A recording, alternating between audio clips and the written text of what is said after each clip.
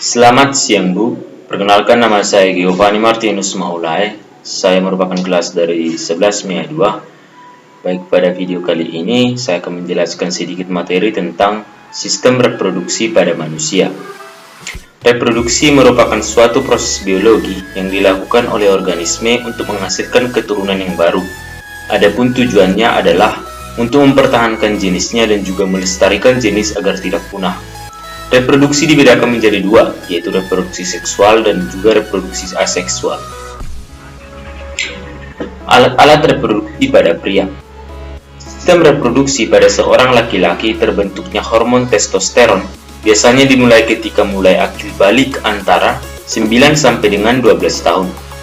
Pada usia ini, testis sudah mulai memproduksi hormon testosteron yang mempengaruhi pemasakan sel kelamin dan juga mempengaruhi timbulnya sifat-sifat kelamin sekunder.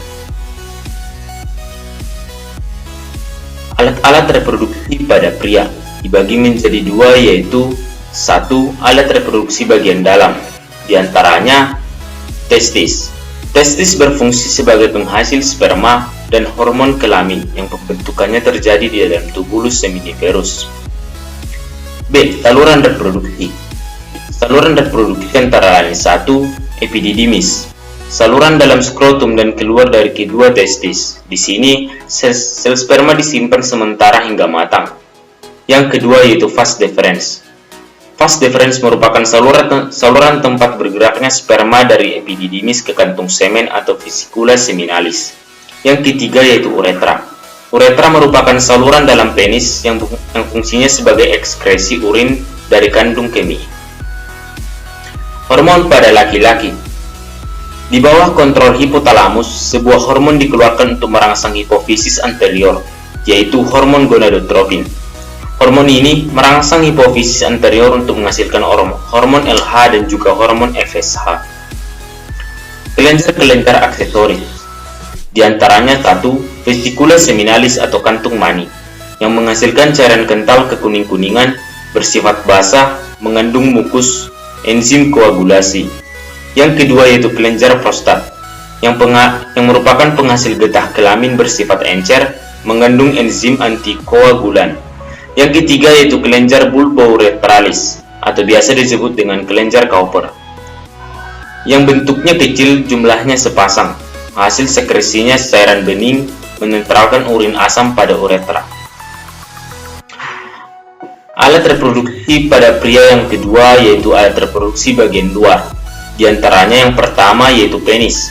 Penis merupakan organ vital pada pria yang juga berfungsi sebagai organ eksternal untuk urinasi atau sebagai saluran kencing. Penis terdiri atas 3 rongga yang berisi jaringan spons dan dikelilingi oleh jaringan erektil yang rongga-rongganya mengandung banyak pembuluh darah dan saraf berasa. Yang kedua yaitu skrotum. Skrotum berbentuk kantung kulit yang menggantung pada pangkal penis. Di dalam skrotum terdapat testis yang terdiri dari skrotum kanan dan skrotum kiri. Spermatogenesis. Proses pembentukan sperma ini dinamakan spermatogenesis yang berada pada tubulus seminiferus di dalam testis. Di dalamnya terdapat dinding yang terlapisi oleh sel germinal yang biasa disebut dengan spermatogonium. Spermatozoa. Bentuk kepala sperma terlindungi akrosom atau haploid yang mengandung enzim hyaluronidase atau proteinase yang berfungsi saat penembusan lapisan sel telur. Alat reproduksi wanita. Yang pertama yaitu alat reproduksi dalam pada wanita. Di antaranya yang pertama rahim atau uterus. Organ reproduksi rahim yang fungsinya untuk menampung sel telur yang telah dibuahi dan menjadi janin. Rahim akan menebal saat ovulasi atau masa subur untuk mempersiapkan calon janin. Lapisan endometrium rahim yang telah menebal ini kemudian akan meluruh saat tidak terjadi pembuahan pada rahim. Kondisi luruhnya disebut dengan endometrium. Ini disebut dengan fase menstruasi. Yang kedua yaitu ovarium. Ovarium merupakan organ reproduksi pada wanita yang memiliki fungsi sebagai tempat produksinya sel telur maupun hormon seks seperti progesteron dan estrogen. Yang ketiga yaitu vagina. Vagina berada di dalam tubuh dengan bagian terluar yang bisa dilihat disebut dengan vulva. Organ ini terletak di bagian belakang kandung kemih dengan posisi di bawah rahim. Adapun fungsi dari vagina adalah sebagai saluran persalinan, tempat masuknya sperma ke rahim, hingga saluran keluarnya darah.